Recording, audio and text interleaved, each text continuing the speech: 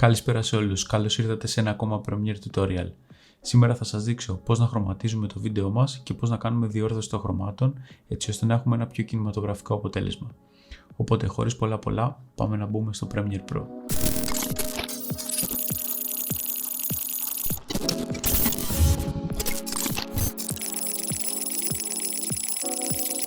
Πριν ξεκινήσουμε, θέλω να σιγουρευτούμε ότι βλέπουμε τα ίδια πράγματα.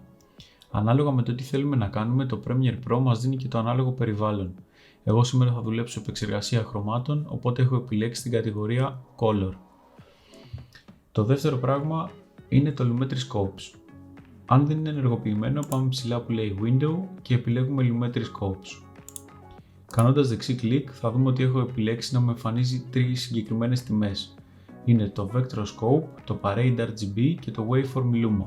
Είναι αυτά εδώ τα τρία πινακάκια.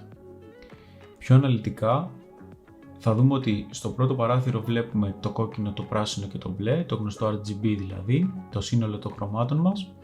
Στο δεύτερο παράθυρο βλέπουμε ποια κατεύθυνση έχει πιο αναλυτικά το χρώμα μας, αν φεύγει προς το κίτρινο, προς το κόκκινο και ούτω καθεξής, και θα το χρειαστούμε για όταν θα κάνουμε τη διόρθωση στους τόνους του δέρματος.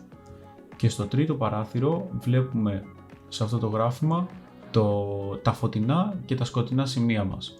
Οι τιμές κυμαίνονται από το μείον 20 μέχρι το 120 και εμείς πάντα πρέπει να παίζουμε ανάμεσα στο 0 και στο 100. Έτσι δεν θα έχουμε καμένο βίντεο. Οπότε αφού έχουμε καταλάβει τι είναι αυτό και πού θα μας βοηθήσει, επιλέγουμε το βίντεο που θέλουμε να διορθώσουμε και πάμε για αρχή να κάνουμε τη διόρθωση των χρωμάτων. Το βίντεο που έχω γράψει είναι με Sony κάμερα σε S-Log αρχείο, γι' αυτό και είναι σαν ξέπλυμα, οπότε πρέπει να πάμε να του δώσουμε πίσω λίγη ζωντάνια και στην κατηγορία που λέει δεξιά Lumetri Color επιλέγω το Basic Correction και εδώ θα κάνω τις βασικές διορθώσεις.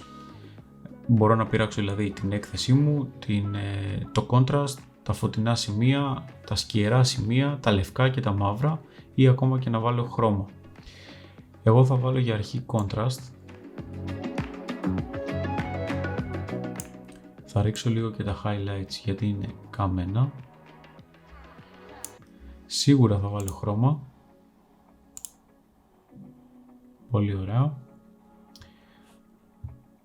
Επίσης τσεκάρω το waveform που είπαμε πριν να είμαι στο 0 και στο 100 και είμαι μέσα σε αυτά τα επίπεδα. Και πάω στα curves να βάλω δύο σημεία, ένα στα φωτεινά και ένα στα σκιερά, και μου αρέσει να κάνω το γνωστό S, μου δίνει έτσι λίγο ένα ωραίο mood. Στα φωτεινά σημεία βέβαια δεν πάει καθόλου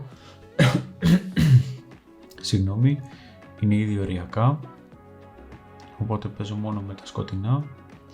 Είμαι ok και πάω μετά στην κατηγορία Color Wheel and Match να πιάσω τα shadows, να τα ρίξω κι άλλο κάτω και έχω έρθει ακριβώς στο 0. Με το μάτι βλέπω ότι είναι τέλειο και μου το επιβεβαιώνει και το scope μου αριστερά. Θα ρίξω λιγάκι και τα midtones και θα ρίξω λιγάκι και τα highlights.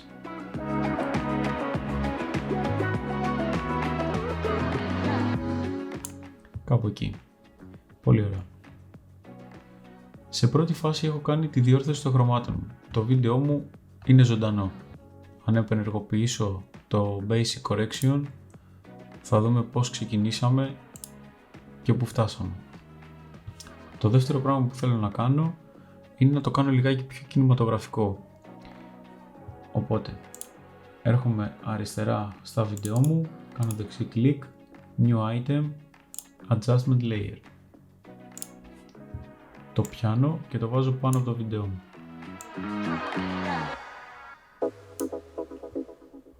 Αυτό το κάνουμε γιατί το επόμενο μας βήμα είναι να βάλουμε κάποιο LUT, κάποιο έτοιμο preset που μας δίνει το Premiere Pro, έτσι ώστε να μας φτιάξει λιγάκι τα χρώματα, ανάλογα με το τι μας αρέσει βέβαια, και να δώσουμε μια πιο κινηματογραφική αίσθηση στο βίντεο μας. Αυτό καλό είναι πάντα να το βάζουμε πάνω στο Adjustment Layer και όχι πάνω στο βίντεο. Οπότε τη βασική διόρθωση των χρωμάτων την κάνουμε επιλέγοντας το βίντεό μας και το preset πάμε και το βάζουμε πάνω στο adjustment layer. Έχοντας επιλέξει λοιπόν το adjustment layer, έρχομαι πάλι δεξιά στο Lumetri Color και επιλέγω την κατηγορία Creative. Στο παράθυρο αυτό μου δείχνει πώς θα είναι το βίντεό μου ανάλογα με το preset που θα επιλέξω. Αν κλικάρω εδώ υπάρχει ένα κατεβατό από presets έτοιμα του Premiere Pro και μπορούμε να επιλέξουμε ό,τι θέλουμε. Μπορούμε επίσης να πλοηγηθούμε με τα βελάκια για να έχουμε ένα έτοιμο preview και ανάλογα με το ποιο μας αρέσει κάνουμε ένα κλικ και το περνάει πάνω στο βίντεο μας. Αμέσως έχει τρομερή διαφορά το βίντεο. Έχει πάρει αυτό το cinematic mood που λέμε. Αν το απενεργοποιήσω θα δούμε ότι έχουμε τρελή απόσταση. Παρ' όλα αυτά το βίντεο δεν είναι σωστό, θέλει διορθώσεις. Εγώ αυτό που θέλω να αλλάξω σίγουρα είναι τα shadows, θέλω να τα ρίξω κι άλλο. Οπότε έρχομαι στο Color Wheel and Match, πιάνω τα shadows, τα κατεβάζω κάτω και λίγο τα highlights. Πολύ ωραία. Και το τελευταίο βήμα που έχω να κάνω είναι να διορθώσω τους τόνους του δέρματός μου. Βλέπω ότι είναι κυτρινοπράσινα και αυτό είναι τέρμα λάθος. Επίσης φαίνεται και από εδώ.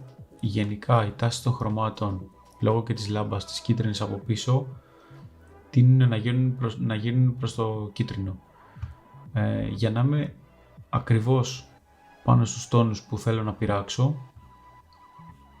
θα επιλέξω το βίντεο μου, θα πάω πάνω που λέει Effects Controls και στην κατηγορία Opacity θα πάρω το Pen Tool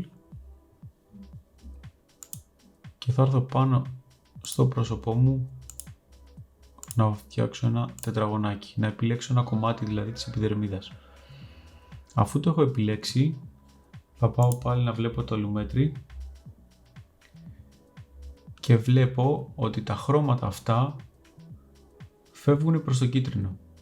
Για να έχω την τέλεια ισορροπία πρέπει να κινημένομαι πάνω σε αυτήν εδώ τη γραμμή και προς το κόκκινο. Οπότε έτσι όπως είμαι επιλέγω πάλι το Adjustment Layer, έρχομαι στα Curves, Hue vs Hue, παίρνω την πιπέτα, να επιλέξω δηλαδή το χρώμα από το οποίο αποτελείται αυτή τη στιγμή το δέρμα μου και μου βγάζει ότι κυμαίνομαι κάπου στο κόκκινο, στο πορτοκαλί και στο κίτρινο.